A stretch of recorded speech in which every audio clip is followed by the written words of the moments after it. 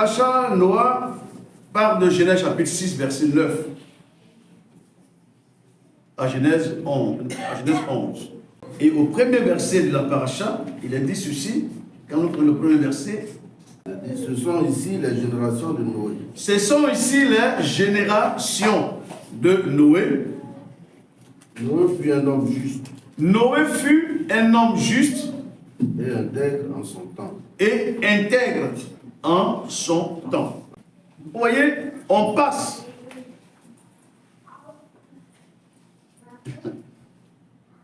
d'un plaisir à un remords. Dieu passe d'un plaisir à un remords. Nous passons de la création du monde par l'Éternel qui a dit au départ que tout ce qu'il est en train de faire était bon. N'est-ce pas? Mais ici, dans la paracha Noah, on voit que Dieu regrette d'avoir créé l'homme. Et Dieu prend donc une décision systématique de détruire l'humanité tout entière, afin de recommencer une autre humanité. En fait, j'aimerais dire à tous ceux qui, lorsqu'ils entament un projet et que ça échoue, ils sont dans le découragement. Même ceux dont la vie est aujourd'hui en déclin.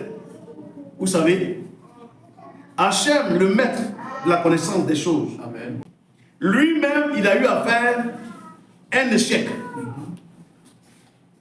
Il a fait un échec. Il a compris que ce qu'il avait commencé, ce qu'il a fait n'était pas juste. Il fallait qu'il reprenne. Amen. C'est donc un principe.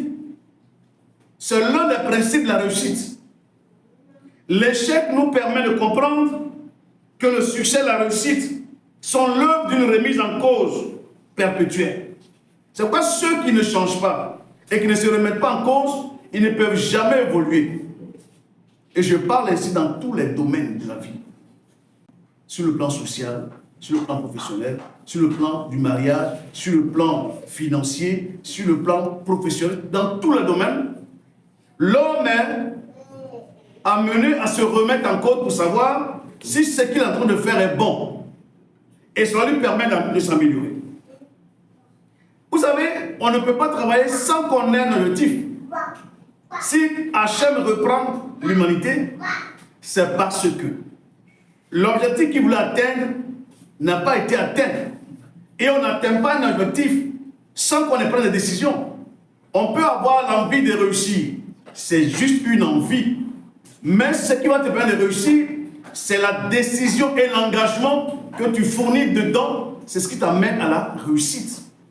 C'est pourquoi l'atteinte de l'objectif demande la prise de décision et sans état d'âme. Vous pensez que si Dieu voulait penser à Noé, il voulait penser à ceux qui sont justes, il n'en a pas détruit la terre.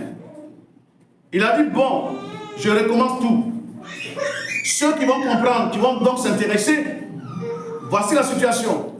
Noé a dit, moi je suis l'homme de ma génération, je ne vais pas être à l'image des hommes de ma génération, je vais me démarquer en marchant comme toi. Et Éternel, tu me le dis.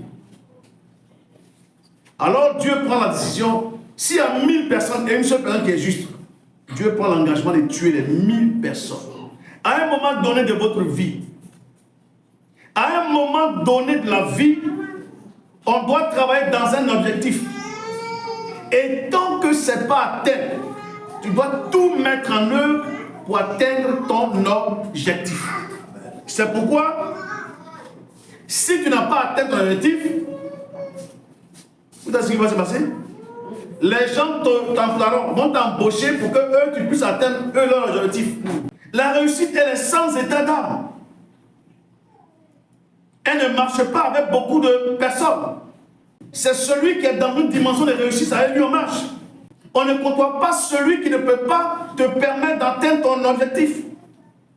C'est pour te dire, si Dieu a repris, tu peux encore reprendre les choses. Amen. Remets-toi à niveau. Remets-toi à niveau. Mets-toi, donne-toi de la force et de la gaieté en toi pour reprendre la pente. Car rien n'est encore perdu. Amen. Amen. Rien n'est encore perdu. Il suffit de te décider. Si quelque chose veut te retenir, débarrasse-toi de ça pour atteindre ton objectif. Amen. On n'atteint pas l'objectif dans un état d'âme. Il n'y a pas de pitié lorsque nous voulons réussir. Et comme je l'ai dit, si tu n'as pas réussi, ils vont t'utiliser pour leur réussite.